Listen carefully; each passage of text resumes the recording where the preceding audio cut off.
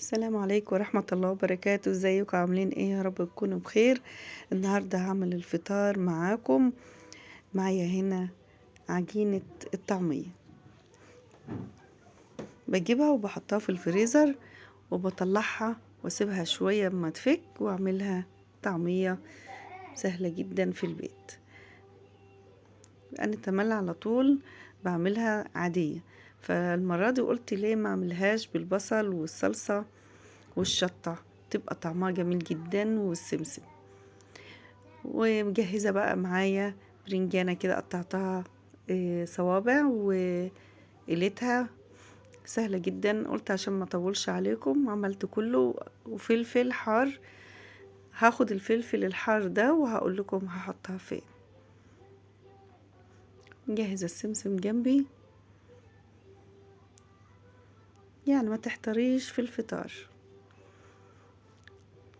متنسوش اللايك، واللي ما اشتركش في القناة يشترك. جبت البصلة، هما بس ايه شوية زيت صغيرين كده. بحاول بس ان انا ايه يعني اديلها تسفيرة بس صغيرة كده، صفرها حاجة بسيطة. وبحط عليها معلقة كبيرة من التسبيكة اللي هي الصلصة اللي انا عيناها. ولو حابة وممكن ما عندكيش بتقطعي طماطمية حلوة كده وتقومي ايه حطاها معاها. لا دي لا دي، يعني الاتنين واحد.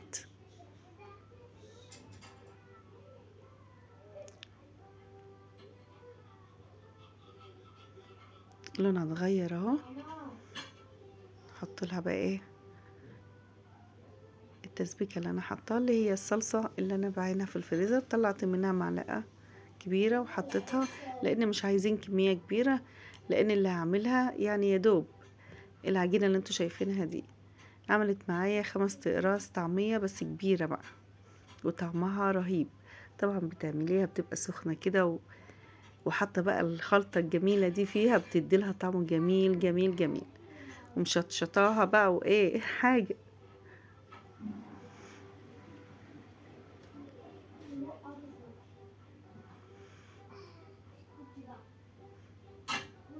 خلصتها وجهزت بقى جنبي ده الفلفل يا جماعة. كنت عاملة قرن فلفل اللي هو الحراق. طبعا كنت بصور بايد وبعمل بالايد التانية، بقيت احاول ان انا ايه آه، اخليه يبقى زي العجينة كده. جبت الشوكة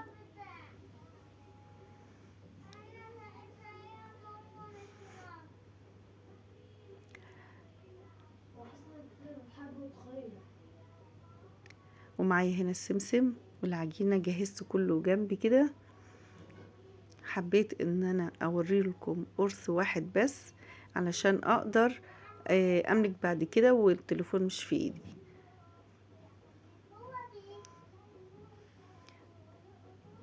اه انا عملت معاكم طريقتين، تفردي العجينة وتقوم حاطاه. حابة كتري بقى كتري على قد ما انت عايزة. طبعا بقى ايه فيها شطة، الكل بيحب الشطة، تفتح النفس وتبقى جميلة جدا. انا عملتها كده، وممكن تمسكيها هتشوفيها بالطريقة التانية وتقوم عاملة لها فتحة كده وتقوم قافلة على طول بعد ما تحط فيها الخلطة.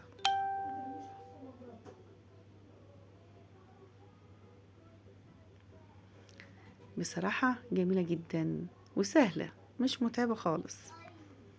وان شاء الله بردك هبقى اعمل وياكم طريقة العجينة بتاعة الطعمية، تبقى جميلة قوي. بس مش هنحط فيها كربوناتو الا ايه وقت ما نيجي نعمل الطعمية.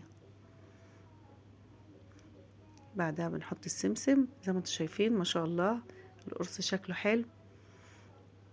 بروح بقى ايه احطه في الزيت، كنت مسخنه بقى الزيت قوي، وبعد كده بتهدي النار عليها علشان منها تسويها حلو وبتديكي القرمشه بقى اللي انت عايزاها. طبعا زي ما انت شايفة كده عشان زيت سخن فعطت اللون بتاعها غير بسرعة، فهديت النار. ليه بقى؟ بتديكي القرمشة بقى، الطعمية الحلوة ما بتكون مقرمشة كده، وبتسوي الطعمية حلو وبتبقى جميلة جدا. بصراحة بجيب على طول العجينة بعملها في البيت، بتبقى طعمها احلى من بره. وحاولي ما تتكيش على العجينة قوي عشان ايه، تدي فراغ كده، ما تبقاش من جوه إيه عجينة الطعمية مكلكعة كده وبتبقى طرية. لا، بتدي لها تهوية عشان تستوي معاكي حلو.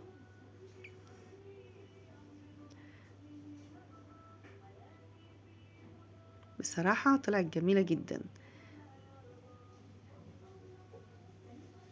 بحاول ان انا اجيبها مرة كده ومرة كده، بتطلعيها مقرمشة اتاكلت على طول. بجيب بقى الطريقة التانية، بجيبها كده واسيب لها ايه فتحة كده، اقوم حاطة فيها الخلطة وتضميها على بعضها اهي. سهلة جدا. بصراحة الخضرة دي المفروض ان انا اكون عاملاها في الكبة، بس جبت عود خضرة لان حسيت ان بتاع الطعمية عاملها بصراحة جايالي ناقصها شوية خضرة بصراحة يعني. فعندي الخضرة جبت بتاعتين كده وحطيتهم، قلت بديلها طعم حلو. معايا انا بيض، قلت اعمل بيض عيون. بس بصراحة آه، يعني احنا بنحبها مقرمشة، فبغطي عليها منها تستوى من فوق، وبتدي بقى قرمشة من تحت، بتديلها طعم حلو قوي. طبعا مجهزة بقى ايه البرنجانة اللي انا كنت قلياها، وحاطة جبنة، وعاملة مش بقى بسم الله ما شاء الله، بصراحة جميل جدا. انا اللي عاملاه. واي حته جبنه بتفيض وتحس انها نشفت معاك في التلاجة، بتقوم حطها في المش، بتبقى جميله جدا. وطبعا المخلل ده انا اللي عاملاه يا جماعه، جميل جميل. وهنا بقى قطعت كده حبايه طماطم، وهنا عسل وطحينه، وهنا البيض، وهنا الطعميه الحلوه اللي احنا عملناها. ده المش بقى. بصي، عندك ليمونه، عندك فلفل، اي حاجه حطيها، لو خياره، طعمه رهيب جدا. بس بحط البرطمان في التلاجة. طبعا الطعمية زي ما انتم شايفين جميلة جميلة. شوفوا بقى القلب بتاعها، الله عليها، مشطشطة بقى وطعمها رهيب، تفتح النفس. شفتوا بقى الجمال؟ ده الفطار. ولو طعمية بس تكفي قوي قوي قوي، جميلة ورضا قوي. انا جهزت الفطار على قدنا كده، وقلت يلا، السلام عليكم ورحمة الله.